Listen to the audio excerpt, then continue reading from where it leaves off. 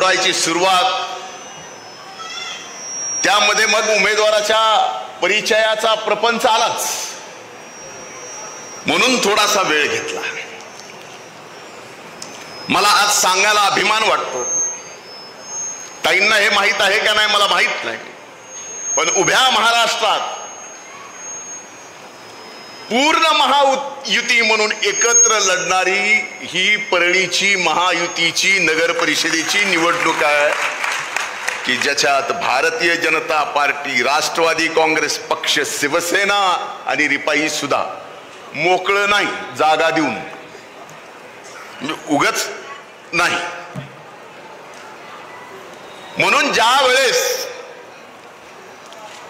महायुती एकत्र सबंध महाराष्ट्रामध्ये एकाच ठिकाणी येऊन लढत असेल आणि समोर मात्र कोण कसं लढतंय काय लढतंय याचा पत्ता नसताना, माझी आपल्याकडनं एवढीच अपेक्षा आहे की महाराष्ट्राला जसं आज महायुती म्हणून आपण लढताना दाखवलंय, तसंच महाराष्ट्राला दाखवून देऊ की महायुतीचे 100% उमेदवार या परळी वैद्यनाथ नगर परिषदेत निवडून आले.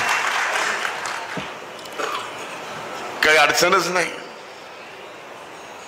पण अडचण नाही असं समजू नका.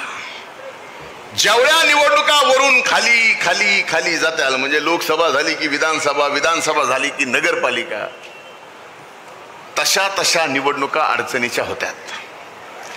या वर्षी या निवडणुका तर एवढ्या अडचणीच्या झाल्या, मी हात जोडून पहिल्यांदा ज्यांना मी उमेदवारी देऊ शकलो नाही ते कदाचित विजयी झाले असते, पण देऊ शकलो नाही त्याबद्दल मी हात जोडून या ठिकाणी सर्वांची दिलगिरी व्यक्त करतो. पण आपण नाराज होऊ नका, निराश होऊ नका. तुम्हाला सुद्धा तेवढ्याच सन्मानानं, तेवढंच आत्मीयतेनं आणि तेवढ्याच सन्मानाचं पद महायुती देईल, हा शब्द मी या निमित्तानं आपल्या सर्वांना देतो. परळी नगर परिषदेची निवडणूक आता मी ताईंच्या घरी गेलो त्यावेळेस कॉफी घेत असताना म्हणजे असं काही दिसतच नाही, निवडणूक अशी वाटत नाही, पण वार्डात घुसल्यावर कळतं काय चाललंय. माझी सर्व उमेदवारांना हात जोडून कळकळीची विनंती आहे, ही निवडणूक महायुतीची, ही निवडणूक तुमची, ही निवडणूक माझी, ताईंची अतिशय प्रतिष्ठेची निवडणूक आहे. आमच्या प्रतिष्ठेच्या पेक्षाही या परळी वैद्यनाथ नगरीमध्ये जो जो कोण राहतो त्याच्या प्रतिष्ठेची, अस्मितेची आणि अभिमानाची, स्वाभिमानाची ही निवडणूक आहे. कारण गेली 1 वर्ष या परळी नगरीला ज्यांनी कुणी बदनाम केलं त्यांना चोख उत्तर थोबाडा जर द्यायचा असेल तर 3 तारखेला 100%ला 100% द्यावे लागतील. विड्रॉच्या 2-3 दिवसात ताई बराच त्रास झाला. अनेक सहकार्याचे अश्रू मी पाहिलेत. उमेदवारी नकार दिल्यामुळं अनेक सहकारी माझ्या गळ्याला पडून रडले, अनेक सहकारी रुसून गेले, अनेक सहकाऱ्यांनी रुसून जाऊन फॉर्म पण काढला नाही. पण हळूहळू त्यांनाही जाणीव व्हायला लागली की त्या दिवशी आपण रागारागात फॉर्म भरला, रागारागात विड्रॉल केला नाही, पण त्याचा राग आज या ठिकाणी संपलाय. एक जण येऊन पाठिंबा देत आहेत. ज्यांनी पाठिंबा दिला आज या ठिकाणी, कुरेशी साहेब आला का? आलाय कुठे ते? ये इकडे, माईच्या तुला त्रास दिलास मला, तू ये इकडे. आज तुझ्यामुळे मी मुंबईला ऍडमिट व्हावं लागलो. बुके रवी मुळे यांच्या पत्नी प्रभाग क्रमांक 2 मधील तेरे जावेद ताईदिंग हे अपक्ष म्हणून उभे होते. त्यांनी आज या ठिकाणी पाठिंबा दिला.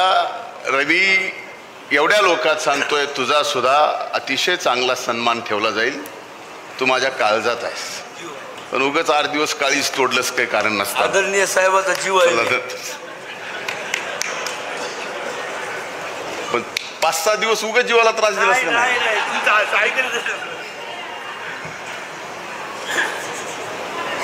त्या अनेक सहकाऱ्यांना वेदना झाल्या. काही जणांनी माघार घेतली, काही जण उभे आहेत. आजही काही जणांना वाटतं की आपण निवडून येतो.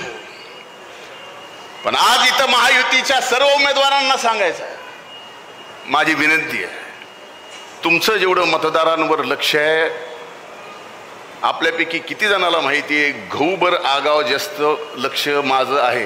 हे बरेच दिवस नगरसेवक असणाऱ्यांनी सांगावं हात वर करून. त्याच्यामुळं आपली जशी जोडी लावली आहे त्याच जोडीला मतदान मागायचं. तसंच आणि वरती घड्याळ, वार्डात कमळ घड्याळ, कमळ घड्याळ घड्याळ. वार्डात धनुष्य कमळ, धनुष्य कमळ घड्याळ. वार्डात घड्याळ धनुष्य, घड्याळ घड्याळ धनुष्य. याच्या पलीकडं दुसरं कृपा करून करू नका. इथं भर निवडणुकीत आम्हाला काहीतरी उगच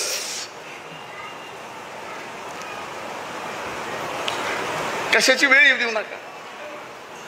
आता व्यंकटेशने एक जणाला बडतर्फ केलाय, पण व्यंकटेशजी दुसऱ्याला सुद्धा तुम्हाला बडतर्फ करावं लागेल. एकदा महायुतीत आपण सगळे बसतो, बेमानी गद्दारी ना. ते तुम्ही काय करायचंय तुमच्या वरिष्ठ नेत्यांना जे बोलायचं ते बोला, त्यांचा नंतर काय सन्मान करायचा ते आपण करू, काय पद द्यायचं ते देऊ. पण निवडणुकीत दोस्तीमध्ये कुस्ती नाही, बिलकुल. आज या ठिकाणी एवढ्या शांत उल्हासित वातावरणात सर्वजण आपण ऐकून घेताय, निवांत आहेत. निवडणूक दोन्ही बाजूने ज्यावेळेस रंगात असते ना, तवा ह्यांच्या हाता लाल होते टाळ्या वाजून. निवडणूक दोन्ही बाजूने ज्यावेळेस रंगात असते त्यावेळेस ह्यांच्या जिभा दुखतात शिट्ट्या मारू मारू, आरडू आरडू नरडे कोरडे पडतात. पण आत्ता आपण एवढे शांत आहात याचं कारण आपल्याला वाटतंय निवडणूक चला काय अडचण नाही. समजू नका, मी माझ्या जीवनामध्ये कुठलीच निवडणूक सोपी घेतलेली नाही. काही लोकसभा लढल्या त्यावेळेसही मी बोललो, विधानसभेला मी उभा राहिलो त्यावेळेसही बोललो, आणि आजही या नगरपालिकेच्या निवडणुकीत महायुतीचा एक कार्यकर्ता म्हणून आपल्या सगळ्यांना सांगतोय, माझ्या जिवलग सहकार्याची ही निवडणूक आहे. आम्ही कुठंही कमी पडणार नाही, पण तुम्ही सुद्धा कुठंही कमी पडू नका. नाही त्याच्या पाया आम्ही उमेदवारी अर्ज दाखल मागे घेण्यासाठी पडलो. तुम्हाला तर मायबाप मतदारांचे पाय पडायचे. ज्या परळीकरांनी आपल्यावर एवढं अभूतपूर्व प्रेम केलंय, त्याच्या ऋणामधून कधी 7 जन्म जरी घातले तर ते या जीवनातलं त्याचं ऋण 7 जन्मात फिटणार नाही. या परळी नगरीसाठी अनेक काय करायचं आहे. एक स्टेडियम करा म्हणून कुणीतरी आता सचिन 65 कोटी रुपयाचं परळीला स्टेडियम मंजूर झालेलं आहे. आणि महाराष्ट्रामध्ये परळी तालुक्याच्या ठिकाणी एकमेव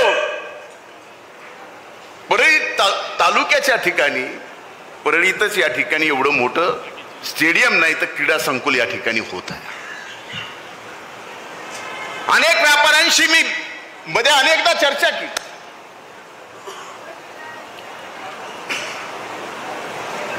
पूर्वी जसा व्यापार होता मागच्या वर्षी तसा या वर्षी नाही असं काही जणांचं म्हणणं.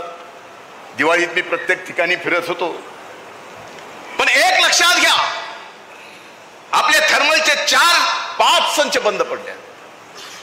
ताई त्या दिवशी सभागृहात होत्या. माझा याच परळीच्या थर्मल पॉवर स्टेशन 90 संच मंजूर करण्याच्या संदर्भात मी प्रश्न उपस्थित केला होता. माननीय मुख्यमंत्र्यांनी उत्तर दिलं की 90 संच मिळवून द्यायचा प्रयत्न तर करूच, पण ते जर नाही झालं तर 350 मेगावॉटचा सोलारचा प्रकल्प आपल्या या थर्मलच्या जागेमध्ये देण्याचं सभागृहात त्यांनी मान्य केलेलं आहे.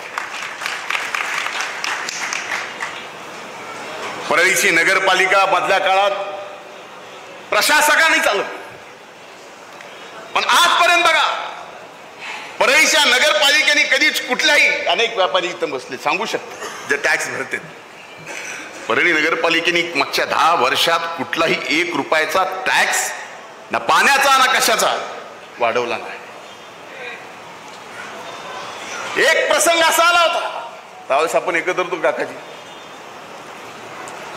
केशवराव माळी साहेब आले असतील तसले, सुप्रीम कोर्टाने 9 कोटी रुपयाची ऑर्डर दिली, 9 कोटी रुपये चंदा द्या, त्याच्याशिवाय तुमचे खाते बंद 1 वर्ष राहिले.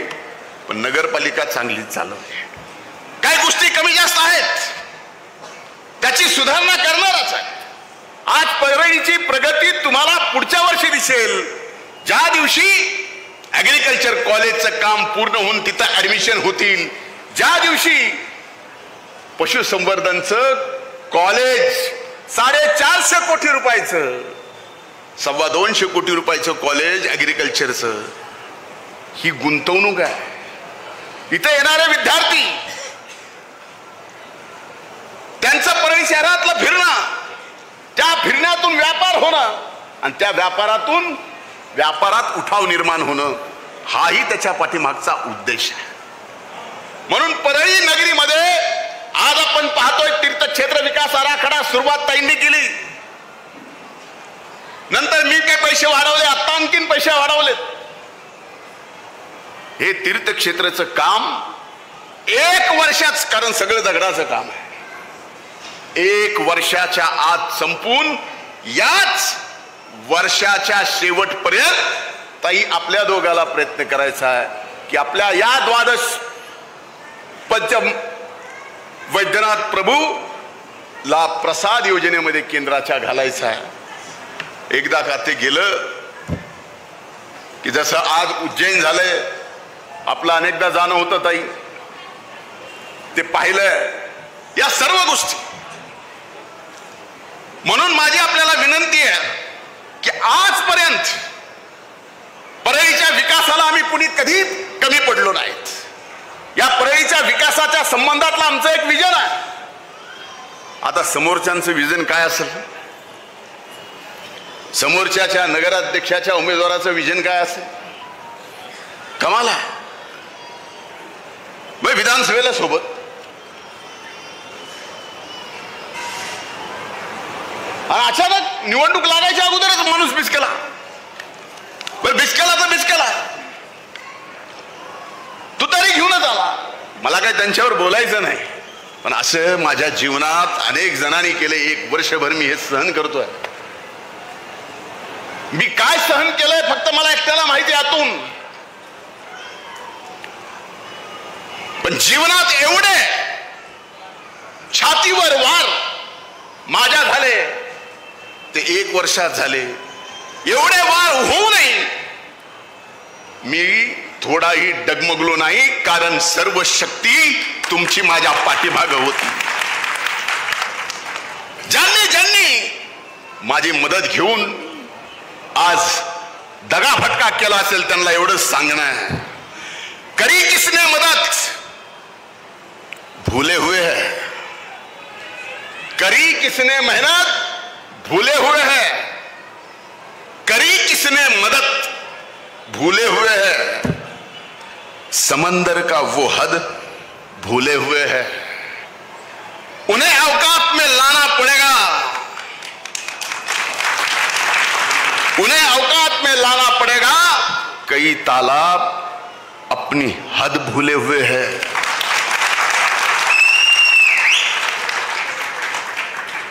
आत्ता एक वाजली, आत्ता वाजली.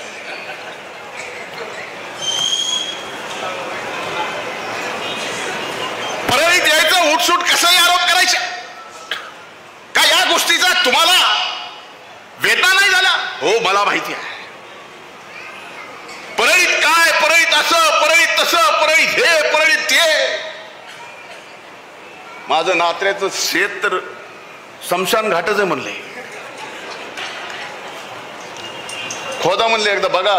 अरे काय, किती सहन करायचं? हे सहन मी केलं, गप्प राहिलो. कारण शेवटी संयम महत्वाचा असतो. आपणही सर्वांनी तशा परिस्थितीत ताकद उभी केली. ती ताकद उभ्या महाराष्ट्राला त्या काळात दिसली नाही, पण आज मात्र या निवडणुकीच्या माध्यमातून आपल्याला सर्वच्या सर्व उमेदवार ऐतिहासिक मतानं निवडून आणून या उभ्या महाराष्ट्राला दाखवायचं आहे. आणि ज्या ज्या वेळेस आपल्याला कुणी खवळलंय, आपण कुणाला खवळीत नाही, आणि ज्यांनी ज्यांनी कुणी आपल्याला खवळलंय त्यांना हे उत्तर आपल्याला द्यायचं आहे. मग आपल्यातले मतभेद असतील, कार्यकर्त्यामधले, माझ्या सहकार्यामधले मतभेद असतील, मला माहिती आहेत कुणाकुणाचे आहेत, कसे कसे आहेत. आजपासून त्याच्या घरी जाणंच आहे. जाऊ दे बाबा चल, जाऊ दे बाबा चल, ह्या सगळ्या गोष्टी होणार. तुम्ही काळजी करू नका. माझं जे काम आहे ते एवढंच चोख करतोय, आणि मला खात्री आहे माझ्यापेक्षा चोख काम निवडणुकीमध्ये जर कोण करत असेल तर समोर बसलेले महायुतीचे माझे सहकारी करतात. आता इथून पुढचं सगळी जबाबदारी तुमच्यावर आहे. मतदारांच्या दारापर्यंत जाऊन तिथं डोकं ठेवायची,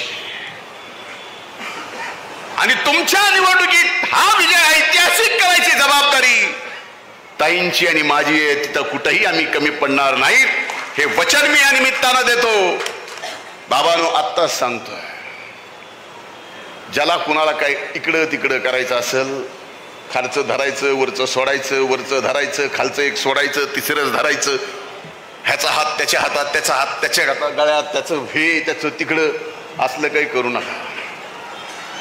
मला आपल्या सगळ्याला माहिती आहे, सगळ्याला माहिती है. शकील भाई साहब है, अल्ताफ है यहाँ पे, अनवर मियाँ, अस्सलाम वालेकुम, खान साहब, सब पे ध्यान है. बाबा, मेहनत करनी पडेगी. म्हणून माझं आपल्याला सांगणं, इथं उपस्थित सगळ्यांनाच, वैजनाथराव आहेत, सगळे उमेदवार, सगळ्याला सांगणं, नितीन बाबा नीटा, हा. त्यामुळं आपण निश्चित राहा, पण आजपासून 2 तारखेपर्यंत स्वस्थ बसायचं नाही. जसं विधानसभेला, जसं लोकसभेला आपण अथक परिश्रम घेतले, एक एक मत बाहेर आणलं आणि ऐतिहासिक विजय या ठिकाणी मिळवून दिला. एवढ्या मतानं ताई खरंच निवडून आलो नसतो ना, तर मला वाटतं एवढा वर्षभर मला त्रास झाला नसता. पण इतिहास रचायचा होता, इतिहास रचवला, आणि ते इतिहास रचवताना जर एवढा त्रास झाला तरी चालेल, प्राण गेले तरी चालेल, गेले तर याच परळीच्या मातीसाठी जावे, या परळीतल्या मातीतल्या माणसासाठी जावे. आजपर्यंत सेवा करत आलोय, 12 महिने 24 तास जगमित्र चालू होतं. जे काही असेल नसेल गोरगरिबाला मदत आपण करत होतो. आज 9-10 महिने झाले कार्यालय चालू आहे, काम चालू आहे.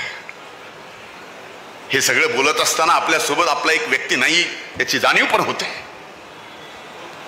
माझ्यासारख्या एक कार्यकर्ता म्हणून, सहकार्याला सहकार्य समजतो म्हणून मला सुद्धा याची कुठंतरी आजच्या कार्यक्रमात जाणीव करून द्यावी लागते.